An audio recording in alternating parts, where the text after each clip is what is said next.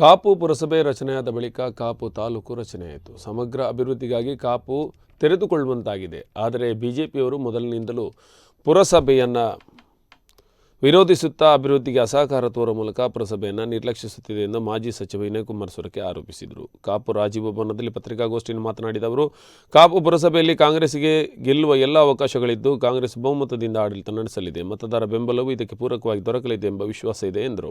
ತಮ್ಮ ಅವಧಿಯಲ್ಲಿ ಕಾಪು ಪುರಸಭೆ ವ್ಯಾಪ್ತಿಯಲ್ಲಿ ಕುಡಿಯುವ ನೀರು, ಒಳಚರಂಡಿ ಯೋಜನೆ, ಕಸ ಮತ್ತು ತ್ಯಾಜ್ಯ ವಿಲೇವಾರಿ, ಘನ ತ್ಯಾಜ್ಯ ನಿರ್ವಹಣೆ, ಕೊಳಚೆ ನೀರಿನ ಸಮಸ್ಯೆ ಮತ್ತು ಮನೆ ನಿವೇಶನ ಕೊಡಲು ಯೋಜನೆ ರೂಪಿಸಲಾಗಿದ್ದರೂ ಬಿಜೆಪಿ ಶಾಸಕರು ಅದನ್ನು ಸಂಪೂರ್ಣವಾಗಿ ನಿರ್ಲಕ್ಷಿಸಿದ್ದಾರೆ. ಇದಕ್ಕೆ ಮತದಾರರೇ ಉತ್ತರ ನೀಡಲಿದ್ದಾರೆ ಎಂದರು. ಮೀನು ಮಾರ್ಕೆಟ್ಗೆ ನಾವು ಕಟ್ಟಪಾಡಿಯಲ್ಲಿ ಮೀನು ಮಾರುಕಟ್ಟೆ ಮಾಡಿದ್ದೇವೆ, ಶಿವದಲ್ಲಿ ಮಾಡಿದ್ದೇವೆ, ಮುದರಂಗಡಿಯಲ್ಲಿ ಮಾಡಿದ್ದೇವೆ, ಪಡುಬಿದ್ರೆಯಲ್ಲಿ ಮಾಡಿದ್ದೇವೆ. ಇಲ್ಲಿ ಕೂಡ 1,40,40,00,000 ರೂಪಾಯಿ ಅನುದಾನ ಇಟ್ಟಿದ್ದು ಅದನ್ನ ಇವತ್ತು ತೆಗೆದುಹಾಕಿ 5 ಲಕ್ಷ ಮಾಡಿ ಅವರ ಅನುಯಾಯಿಗಳಿಗೆ ಕಾಂಟ್ರಾಕ್ಟ್ ಕೊಡುವಂತ ಕೆಲಸ ಕಾರ್ಯವನ್ನು ಮಾಡಿದ್ದಾರೆ. ಭ್ರಷ್ಟಾಚಾರ ರಾಜ್ಯದಲ್ಲಿ ಇವತ್ತು ಇಲ್ಲಿ ಕೂಡ ವಿಪರೀತವಾಗಿ ಒಂದು ಭ್ರಷ್ಟಾಚಾರ ನಡೀತಾ ಇದೆ. ಸರ್ಕಾರಿ ಕಚೇರಿಗಳಲ್ಲಿ ಯಾವುದೇ ರೀತಿಯ ಕೆಲಸ ಕಾರ್ಯ ಆಗ್ತಾ ಇಲ್ಲ.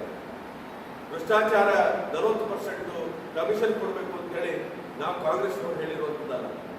ಇವತ್ತು ಕಂಟ್ರಾಕ್ಟ್ದಾರರ ಸಂಘದವರು ಇವತ್ತು ಮೋದಿ ಅವರಿಗೆ ಇವತ್ತು ಭ್ರಷ್ಟಾಚಾರ 40% ಕಮಿಷನ್ ಅಂತ ಹೇಳಿದ್ದಾರೆ.